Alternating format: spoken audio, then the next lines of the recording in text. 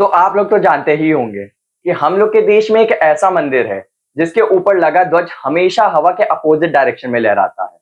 जिस मंदिर में मूर्तियों की छाया कभी भी जमीन पर नहीं पड़ती है।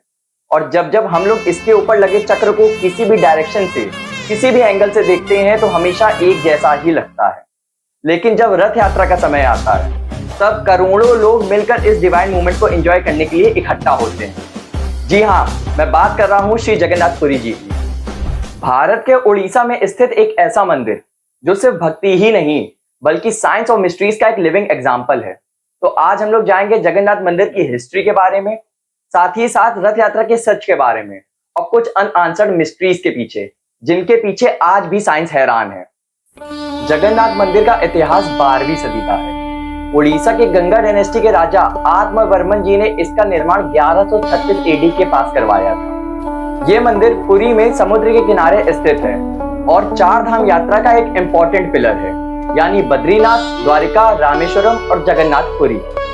जगन्नाथ का मतलब होता है जगत के नाथ, यानी लॉर्ड ऑफ यूनिवर्स। पर यहाँ पे मूर्तियों का प्रारूप बाकी मंदिरों से थोड़ा सा अलग है। बाकी मंदिरों में मूर्तियां पत्थर की बनी होती हैं, पर यहाँ पर मूर्ति लकड़े की बनी हुई है। हर 12 साल में ये मूर्तियां बदली जाती हैं, जिसको नवकलेवर प्रक्रिया भी कहते हैं। श्री जगन्नाथ, बालभद्र उनके भाई, सुभद्रा उनकी बहन, ये 3 मूर्तियां यहाँ पे स्थित हैं। इस ट्रायो को श्री कृष्ण, बलराम और सुभद्रा का सिंबॉलिक फॉर्म भी कहते हैं। वेदों और पुराणों में श्री जगन्नाथ जी का जिक्र मिलता है। स्कंद पुराण और ब्रह्म पुराण में इन्हें विष्णु भगवान का अवतार बताया गया है। रथ यात्रा हर वर्ष आषाढ़ मास के शुक्ल पक्ष के दूसरे दिन होती है, मतलब जून और जुलाई के समय। इस दिन श्री जगन्नाथ भगवान अपने भाई के साथ और अपनी बहन के साथ एक ग्रैंड प्रोसेशन पे निकलते हैं, मतलब अपनी मासी माँ के घर जाने के लिए, गुंडिचा टेम्पल की ओर जाने के लिए। ये रथ हर वर्ष साल का लकड़ा लेकर बनाए जाते हैं, जिसमें हजारों लोग अपना योगदान देते हैं। और ऐसा माना जाता है कि जो लोग रथ यात्रा में इस रथ को खींचते हैं उनको मोक्ष की प्राप्ति होती है। ब्रिटिश एरा में भी रथ यात्रा का मेंशन मिलता है। 1870 में ब्रिटिशर्स ने इसे कार फेस्टिवल का नाम दिया था। मतलब ये इतना ज्यादा बड़ा त्योहार था कि ब्रिटिशर्स इसको देख के खुद सदमे में पहुंच चुके थे। साथ ही साथ एडोल्फ बेस्टियन, जो कि एक जर्मन ट्रैवलर थे, 19वीं सदी में उन्होंने अपने जर्नल में रथ यात्रा का वर्णन किया है। तो चलिए अब जिक्र करते हैं उन मिस्ट्रीज का जिनको लेकर नासा से लेकर आर्कियोलॉजिकल सर्वे ऑफ इंडिया तक हर कोई हैरान है। सबसे पहले आती है रिवर्स फ्लैग मिस्ट्री। इसके अनुसार श्री जगन्नाथ जी के टेंपल के टॉप पर डेली एक ध्वज फहराया जाता है, जो हमेशा हवा के अपोजिट डायरेक्शन में ही लहरता है। यानी अगर हवा ईस्ट से चल रही है तो यह ध्वज वेस्ट को ही लहराएगा, एरोडायनेमिक्स के लॉ को तोड़ता हुआ। अब दूसरी हम लोग बात करेंगे नो शैडो मिस्ट्री की। मंदिर का गर्भगृह कभी भी छाया नहीं देता, चाहे आप उसे दिन में देखें या फिर किसी भी समय। इस मंदिर का आर्किटेक्चर इतना प्रिसाइज है कि शैडो का कोई विजुअल ग्राउंड ट्रेल ही नहीं मिलता, और ASI ने अपनी 2020 की रिपोर्ट में इसे कंफर्म भी किया है।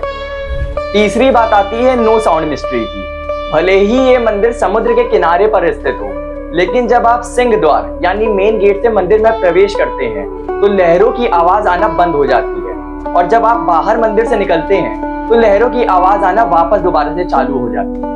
ये उस समय की इंजीनियरिंग का एक बहुत बड़ा एग्जाम्पल है। चौथी बात आती है नो फ्लाई जोन मिस्ट्री की। इस मंदिर के ऊपर से कभी भी चिड़िया या कोई हवाई जहाज उड़ता दिखाई नहीं देता है।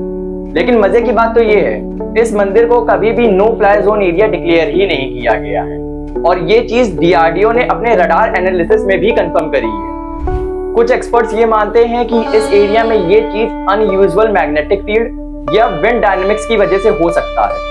लेकिन यहाँ के लोकल लोग ऐसा मानते हैं कि जब कोई चीज या हवाई जहाज या चिड़िया मंदिर के ऊपर से गुजरती है तो ये कुछ अनहोनी होने के संकेत होते हैं। बहुत सारे लोग ये मानते हैं कि ये सब मिस्ट्रीज लॉर्ड जगन्नाथ के डिवाइन पावर की वजह से हैं।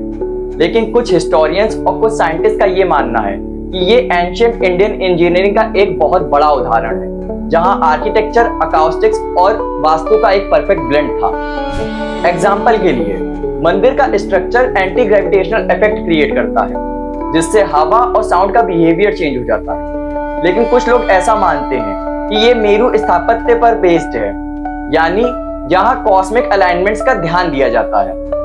तो जगन्नाथ मंदिर सिर्फ और सिर्फ भक्ति का स्थान नहीं, बल्कि कई सारी अनरियलिस्टिक और अनसॉल्व मिस्ट्रीज का एक पवित्र स्थान है, जहां हिस्ट्री, साइंस और स्पिरिचुअलिटी एक साथ मिलते हैं। अगर आपको ये वीडियो अच्छी लगी तो लाइक, शेयर और सब्सक्राइब जरूर करें और बताएं कि आपको ये मिस्ट्रीज कुछ साइंटिफिक लगती हैं या एक डिवाइन पावर। जय जगन्नाथ।